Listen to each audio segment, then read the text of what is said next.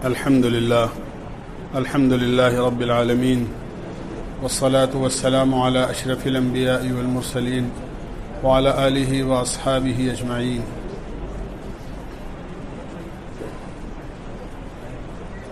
دوست بزرگو،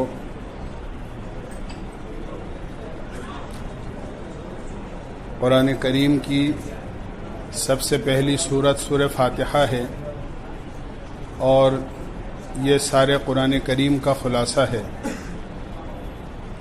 اور صرف قرآن کریم ہی نہیں بلکہ ساری آسمانی کتابوں کا خلاصہ ہے۔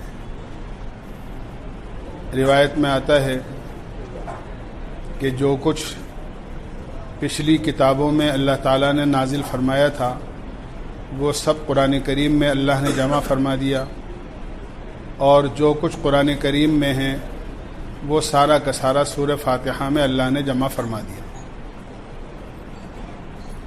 انسان کی زندگی سے متعلق اور اللہ کی بندگی سے متعلق جتنے مسائل ہیں وہ سب کے سب سورہ فاتحہ میں اللہ تعالیٰ نے جمع فرما دیے۔ قرآن کریم کے مفسرین میں ایک بڑے مفسر گزرے ہیں، علامہ فخر الدین رازی رحمۃ اللہ علیہ، بڑے درجے کے فلاسفر بھی تھے اور عالم بھی تھے۔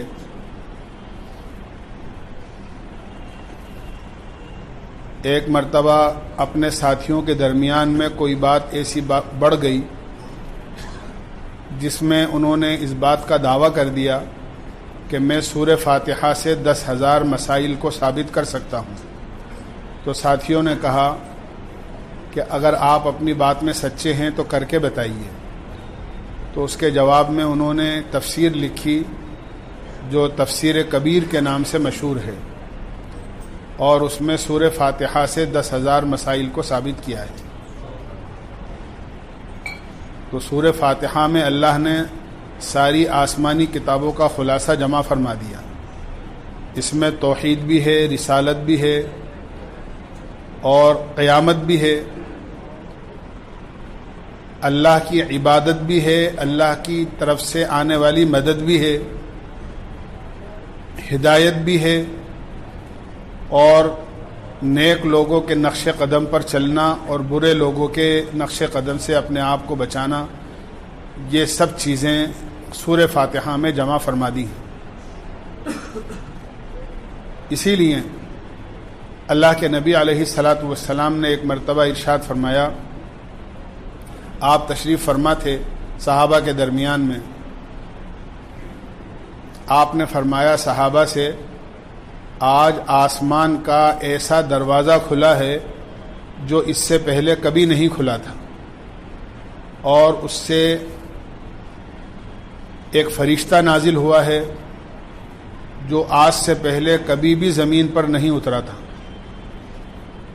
اور اس فرشتے نے آ کر مجھ سے یہ کہا کہ آپ کو اللہ تعالیٰ نے 2 نوروں کی بشارت دی ہے جو آپ سے پہلے کسی بھی نبی کو نہیں دی گئی، ایک سورہ فاتحہ ہے اور ایک سورہ بقرہ کا آخری رکوع ہے۔ تو سورہ فاتحہ کے بارے میں اللہ کے نبی علیہ الصلاۃ والسلام نے ارشاد فرمایا، چند چیزیں مجھے عرش کے پاس جو سب سے قیمتی خزانہ ہیں اس سے ملی ہیں، اس میں سے آپ نے فرمایا ایک سورہ فاتحہ بھی ہے۔ سورہ فاتحہ کے سلسلے میں اللہ کے نبی علیہ الصلاۃ والسلام نے اس کے فضائل میں بہت ساری باتیں ارشاد فرمائی ہیں۔ ایک حدیث میں آپ نے فرمایا سورہ فاتحہ ہر بیماری کی شفا ہے، یعنی اگر کوئی آدمی بیمار ہے اور سورہ فاتحہ پڑھ کر دم کر دیا جائے تو اللہ تعالیٰ اس کی بیماری سے اس کو شفا عطا فرما دیتے ہیں۔ اللہ کے نبی کے زمانے میں صحابہ کا ایک قافلہ اور ایک جماعت کہیں گئی ہوئی تھی، وہاں ایک گاؤں میں ان کا قیام ہوا۔ گاؤں میں کسی آدمی کے کسی سانپ نے یا بچھو نے کاٹ لیا، ان کے پاس کوئی دوا نہیں تھی ان لوگوں کے پاس وہ آئے اور کہنے لگے اگر تم میں سے کوئی دم کرنا جانتا ہو تو ہمارے آدمی کو کسی زہریلے جانور نے کاٹ لیا ہے، آپ دم کر دیں تاکہ اس کا زہر اتر جائے۔ تو ایک صحابی گئے اور دم کر کے واپس آ گئے۔ اللہ نے اس کو اچھا کر دیا۔ اللہ کے نبی علیہ الصلاۃ والسلام کو یہ واقعہ سنایا گیا۔ اللہ کے نبی علیہ الصلاۃ والسلام نے ان سے پوچھا کہ تم نے کیا پڑھ کر دم کیا تھا؟ وہ کہنے لگے اللہ کے نبی مجھے کچھ آتا تو نہیں تھا، میں نے تو سورہ فاتحہ پڑھ کر دم کر دیا۔ اللہ کے نبی علیہ الصلاۃ والسلام نے ارشاد فرمایا اس سورت کی یہی خاصیت ہے کہ اگر اس کو کسی بھی بیماری کی حالت میں پڑھ کر دم کر دیا جائے تو اللہ اس بیماری سے اس کو شفا عطا فرما دیتے ہیں۔ اس کا نام ام القرآن ہے۔ فاتحہ اس لیے کہتے ہیں اس کو کہ فتح کے معنی کھولنے کے آتے ہیں اور فاتحہ کے معنی کھولنے والی کے آتے ہیں۔ چونکہ قرآن کریم جب کھلتا ہے اور شروع ہوتا ہے تو وہ سورہ فاتحہ ہی سے شروع ہوتا ہے، اس لیے اس کو سورہ فاتحہ کہا جاتا ہے۔ اس سورت کے مقدس ہونے کی اس سے بڑی کیا دلیل ہوگی کہ اس کو نماز کی ہر رکعت میں پڑھنے کو کہا گیا ہے۔ آدمی جب نماز پڑھتا ہے تو چاہے قرآن کریم میں کہیں سے بھی وہ پڑھے اور کوئی سی بھی سورت کی تلاوت کرے، لیکن ہر رکعت میں سورت کے پڑھنے سے پہلے آدمی پہلے سورہ فاتحہ پڑھتا ہے اور اس کے بعد پھر اس کو جو بھی سورت یا قرآن کریم کی جو بھی آیت پڑھنی ہوتی ہے وہ پڑھتا ہے۔ تو اس سے بڑی کیا اس کی فضیلت کی دلیل ہو سکتی ہے کہ اس کو ہر رکعت کے اندر پڑھنے کو کہا گیا ہے۔ اس لیے سورہ فاتحہ کو پڑھنے کا اہتمام کرنا چاہیے۔ اللہ کے نبی علیہ الصلاۃ والسلام نے فرمایا سورہ فاتحہ کو کثرت سے پڑھا کرو۔ ایک روایت میں تو آپ نے یہاں تک فرمایا سورہ فاتحہ کا ایک مرتبہ پڑھنا 2/3 قرآن کریم کے برابر ثواب رکھتا ہے۔ 2/3 کا مطلب یہ ہے کہ 20 سپارے، جتنا 20 سپاروں کے برابر ثواب ملتا ہے پڑھنے پر، اتنا ایک مرتبہ سورہ فاتحہ کے پڑھنے پر ثواب ملتا ہے۔ اسی طرح اس کے بعد جو سورت ہے وہ سورہ بقرہ ہے، جو قرآن کریم کی سب سے بڑی سورت ہے اور ہر اعتبار سے بڑی ہے۔ 2.5 سپاروں کی سورت ہے، اس اعتبار سے بھی بہت بڑی ہے۔ اسی طرح اس کے اندر اللہ تعالیٰ نے قرآن کریم کی ایک ایسی آیت نازل فرمائی ہے جو آیت تمام آیتوں کے مقابلے میں الفاظ کے اعتبار سے بھی بڑی ہے۔ اتنی بڑی پورے قرآن کریم میں کوئی آیت نہیں ہے جتنی سورہ بقرہ کے آخری رکوع سے پہلے والے رکوع میں آیت ہے۔ یا ایھا الذین آمنوا اذا تداینتم، یہ ایک ایسی آیت ہے، اتنی بڑی آیت الفاظ کے اعتبار سے پورے قرآن کریم میں کہیں بھی نہیں۔ مقام اور مرتبے کے اعتبار سے بھی اللہ تعالیٰ نے ایسی آیت سورہ بقرہ میں رکھی ہے جو قرآن کریم کے دوسرے کسی بھی حصے میں نہیں ہے۔ حضرت ابی بن کعب فرماتے ہیں اللہ کے نبی علیہ الصلاۃ والسلام نے ایک مرتبہ میرے مونڈے پر ہاتھ رکھ کر فرمایا کہ جانتے ہو قرآن کریم میں سب سے افضل آیت کون سی ہے؟ تو ابی بن کعب چونکہ سب سے بڑے قاری تھے امت کے، قرآن کریم کے بہت ماہر تھے، اللہ کے نبی علیہ الصلاۃ والسلام سے عرض کیا اے اللہ کے رسول، میری نظر میں آیت الکرسی سب سے زیادہ بڑی اور افضل آیت ہے۔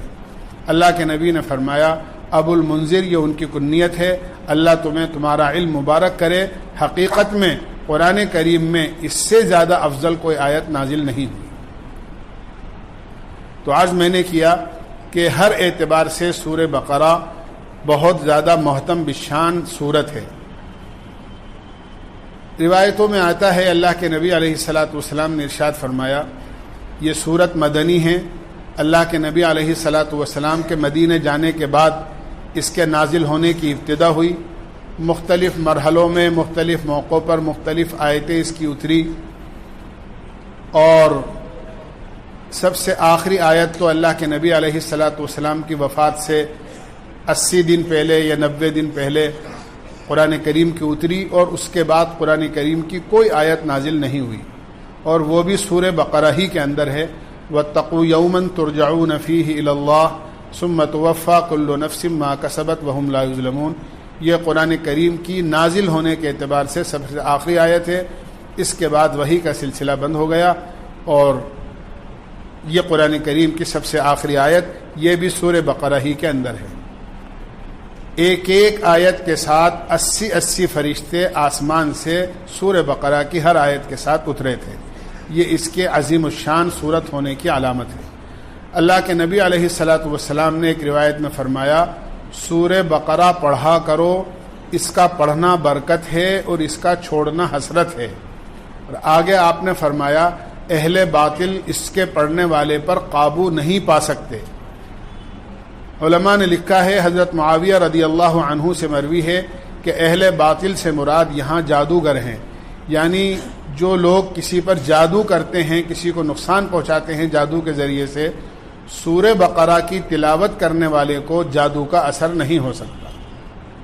یہ ہمیں یاد رکھنا چاہیے کہ سورہ بقرہ پڑھنے کا حکم ہے، پڑھوانے کا حکم نہیں ہے۔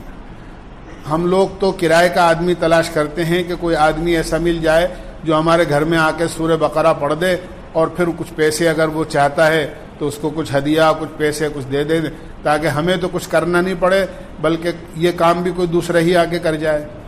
حالانکہ پڑھنے کے بارے میں حکم ہے، پڑھوانے کا حکم نہیں ہے۔ اس لیے خود پڑھنا چاہیے، اور خود ہی اگر نہیں پڑھے ہوئے ہوں تو پڑھنا سیکھنا چاہیے۔ ایک روایت میں عبداللہ بن مسعود رضی اللہ عنہ فرماتے ہیں کہ سورہ بقرہ ایسی محتم بالشان صورت ہے کہ اگر کسی گھر کے اندر سورہ بقرہ کی بلکہ فرمایا سورہ بقرہ کی 10 آیتیں اگر پڑھ لی جائیں تو اس گھر سے شیطان نکل جاتا ہے، اور جس رات کو وہ 10 آیتیں پڑھی جاتی ہیں، اس رات کو صبح تک اس گھر کے اندر کسی قسم کا کوئی غم، کوئی تکلیف، کوئی رنج، کسی قسم کی کوئی آفت، کوئی بلا، کوئی نقصان، کوئی چوری نہیں ہو سکتی۔ یہ اللہ کے نبی نے فرمایا۔ وہ 10 آیتیں کون سی ہیں؟ فرمایا شروع کی 4 آیتیں، الف لام میم سے لے کر اور اولئک علی ھدی من ربہم واولئک ھم المفلحون تک، شروع کی 4 آیتیں، درمیان کی 3 آیتیں۔ درمیان کی 3 آیتوں کا مطلب ہے آیت الکرسی اور اس کے بعد کی 2 آیتیں، اور آخر کی 3 آیتیں یعنی آخری رکوع۔ تو یہ 10 آیتیں جو پڑھنے کا اہتمام کرے گا، اس کے گھر کے قریب شیطان نہیں آ سکتا، اور کسی قسم کی کوئی تکلیف، رنج، مصیبت اور بلا اس کے گھر کے قریب بھی نہیں آ سکتی۔ آیت الکرسی تو بہت ہی محتم بالشان آیت ہے، جیسا کہ میں نے عرض کیا کہ پورے قرآن کریم میں سب سے زیادہ افضل اور سب سے زیادہ محتم بالشان آیت ہے۔ جو آدمی رات کو اس کے پڑھنے کا اہتمام کرتا ہے، اللہ تعالیٰ ایک فرشتہ مقرر کر دیتے ہیں، وہ فرشتہ رات بھر اس کے جان و مال کی حفاظت کرتا ہے، صبح تک اس کے جان و مال کی حفاظت کرتا ہے۔ اللہ کے نبی علیہ الصلاۃ والسلام نے اپنے زمانے میں حضرت ابو ہریرہ رضی اللہ عنہ کو صدقے کی کھجوروں کا نگراں بنا رکھا تھا۔ جو صدقے کی کھجوریں آپ کے پاس آتی تھیں، بعد میں ان کو غریبوں کو تقسیم کیا جاتا تھا، لیکن وہ بہت ساری جمع ہو جاتی تھی۔ حضرت ابو ہریرہ کو ایک گھر کا کمرے کی چابی دے دی تھی، اور کھجوریں اس میں رکھی ہوئی تھی کہ تم رات کو اسی میں آرام کیا کرو، تاکہ کھجوروں کو کوئی نقصان نہ ہو جائے، اس کو کوئی لے کر نہ چلا جائے۔ ایک رات کو ابو ہریرہ فرماتے ہیں کہ میں نے دیکھا کہ ایک آدمی آیا اور اس نے جلدی جلدی کھجوروں کو اپنے برتن میں بھرنا شروع کر دیا۔ فرماتے ہیں میں نے اسے پکڑ لیا اور پکڑ کر کہا کہ چوری کرتے ہو؟ اس نے کہا میں بہت غریب آدمی ہوں، میرے بیوی بچے بھوکے ہیں، اس لیے میں آیا تھا، اور میں آئندہ نہیں آؤں گا اور مجھے چھوڑ دو۔ ابو ہریرہ فرماتے ہیں میں نے اس پر رحم کھا کر اسے چھوڑ دیا، وہ چلا گیا۔ صبح کو جب اللہ کے نبی کی خدمت میں فجر کی نماز میں پہنچا تو اللہ کے نبی نے مجھے دیکھ کر فرمایا ابو ہریرہ رات کو تمہارے قیدی کا کیا ہوا؟ یعنی اللہ کے نبی کو اللہ نے وحی کے ذریعے سے بتا دیا کہ رات کو ابو ہریرہ کے ساتھ کیا ہوا ہے۔ ابو ہریرہ سے کہنے لگے آپ کہ ابو ہریرہ رات کو تمہارے قیدی کا کیا ہوا؟ کہ اللہ کے نبی کیا بتاؤں؟ وہ کہنے لگا کہ بہت غریب آدمی ہوں، مفلس ہوں، میرے بیوی بچے بھوکے ہیں، لہذا میں نے اسے چھوڑ دیا۔ آپ نے فرمایا وہ یہ کہہ کر گیا ہے کہ آئندہ نہیں آئے گا، لیکن پھر آئے گا، وہ جھوٹا ہے۔ ابو ہریرہ کہتے ہیں میں انتظار میں بیٹھ گیا، اگلے دن پھر آیا، پھر کھجوریں بھرنے لگا۔ پھر منت سماجت کری اس نے اور یہ کہا کہ میں بھی بھوکا ہوں، میرے بیوی بچے بھی بھوکے ہیں، لہذا مجھ پر رحم کھاؤ، چھوڑ دو۔ ابو ہریرہ نے چھوڑ دیا۔ اللہ کے نبی نے صبح پھر پوچھا تمہارے قیدی کا کیا ہوا؟ کہ اللہ کے نبی پھر وہ رونے لگا اور منت سماجت کرنے لگا اور کہنے لگا میرے گھر والے بھوکے ہیں، میں نے چھوڑ دیا رحم کھا کر۔ آپ نے فرمایا وہ آج پھر آئے گا۔ چنانچہ تیسری رات کو پھر آیا اور آنے کے بعد ابو ہریرہ نے اسے پکڑ لیا اور یہ کہا کہ آج تجھے نہیں چھوڑوں گا، اللہ کے نبی کی خدمت میں لے جا کر صبح پیش کروں گا۔ اس نے کہا کہ مجھے چھوڑ دو، میں تمہیں ایک بہت پتے کی بات بتاتا ہوں، اور وہ بات یہ ہے کہ آیت الکرسی اگر رات کو تم پڑھ کر سو تو تمہارے گھر کے اندر کوئی چور چار نہیں آ سکتا اور تمہارے جان و مال کو کوئی نقصان نہیں ہو سکتا، اللہ کی طرف سے ایک فرشتہ حفاظت کے لیے مقرر ہو جاتا ہے۔ ابو ہریرہ نے اسے چھوڑ دیا۔ صبح کو اللہ کے نبی علیہ الصلوۃ والسلام نے پوچھا کیا ہوا تمہارے قیدی کا؟ کہ اللہ کے نبی اس نے پھر منت سماجت کری اور میں نے اسے چھوڑ دیا رحم کھا کر، لیکن وہ ایک بات بتا کر گیا ہے۔ اللہ کے نبی نے فرمایا کیا بات بتائی ہے اس نے؟ ابو ہریرہ کہنے لگے اس نے کہا کہ آیت الکرسی پڑھ کر اگر سو تو تمہارے گھر میں کوئی چور نہیں آ سکتا۔ اللہ کے نبی نے فرمایا بات سچی کہہ کر گیا ہے لیکن وہ خود جھوٹا ہے۔ اور پھر یہ کہہ کر آپ نے فرمایا جانتے ہو ابو ہریرہ وہ کون تھا جو رات کو 3 رات تک تمہارے یہاں چوری کرنے آتا رہا؟ ابو ہریرہ فرمانے لگے اللہ اور اس کے رسول ہی زیادہ جانتے ہیں۔ اللہ کے نبی نے فرمایا وہ شیطان تھا جو تمہارے پاس آیا تھا۔ تو اس طرح اللہ کے نبی علیہ الصلوۃ والسلام نے آیت الکرسی کی فضیلت بیان کی کہ اگر کوئی آدمی، حدیث میں یہ واقع آتا ہے کہ آدمی آیت الکرسی پڑھنے کا اہتمام کرے تو کبھی بھی اس کی جان و مال کو نقصان نہیں ہو سکتا۔ ہمیں بھی رات کو جو سوتے وقت کے اعمال ہیں، ہم تو موبائل دیکھتے دیکھتے سوتے ہیں، کیا کریں، بڑی پریشانی کی بات تو یہ ہے، ہمیں تو اٹھتے ہی موبائل چاہیے اور رات کو سوتے سوتے بھی موبائل چاہیے۔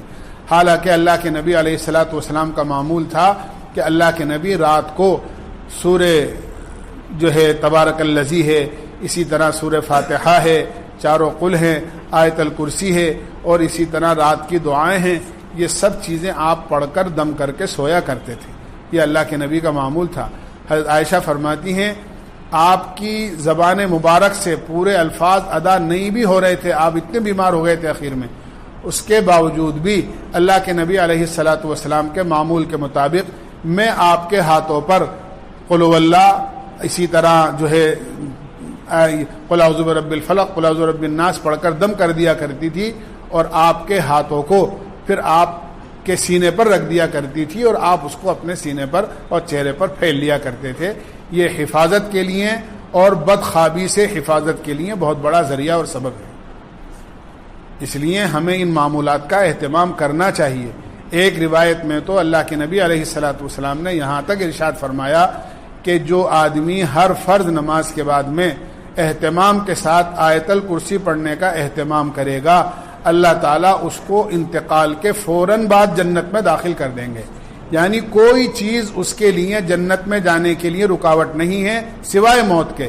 ادھر اس کا انتقال ہوا اور اللہ آیت الکرسی پڑھنے والے کو سیدھے جنت میں پہنچا دیتے ہیں۔ اللہ ہمیں عمل کی توفیق نصیب ہو۔ سبحان اللہ بحمدی، سبحانک اللہم بحمدک، ونشہد ان لا الہ الا انت نستغفرک ونتوب الیک۔ صلی اللہ تعالی علی خیر خلق۔